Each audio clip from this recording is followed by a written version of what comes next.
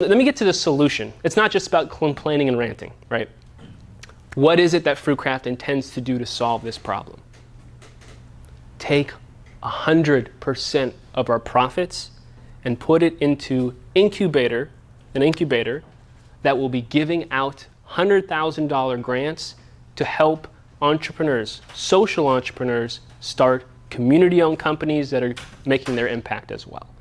Now let me tell you what that looks like in San Diego specifically, because it'll be helpful. As Nicole mentioned, this model can go community by community.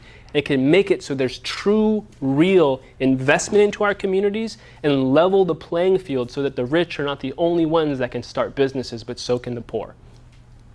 In San Diego, there's 150 craft breweries. I think there's enough room from a tasting room, an event venue, an experiential standpoint to open up 5, 6, or 7 tasting rooms.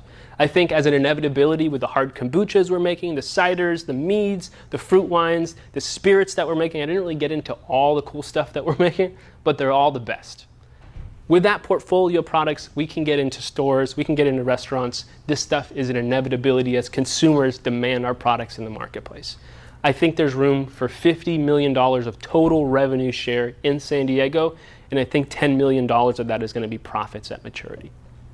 So what does that look like? To take $10 million of profits, to slice it up into $100,000 grants? It looks like 100 companies every single year receiving $100,000 grants to get launched. That has the ability to change San Diego. If in a 10-year horizon we launch 1,000 cooperatives, community-owned companies that are paying forward their profits, that will ripple through the San Diego economy and will completely change the fabric of our economy. I live in the hope that that will happen, but not only in San Diego, in Atlanta, in Seattle, in Portland, in every single major metro area.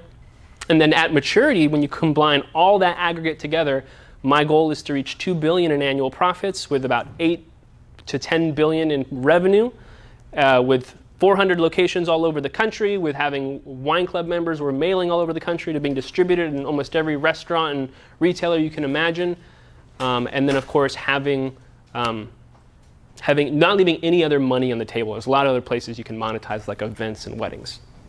When that aggregate comes together, we would launch 10,000 companies every year into the United States that will be competing head-on and will be helping us get alternatives so that we can purchase from companies that are doing right by the world instead of companies that are doing wrong by the world.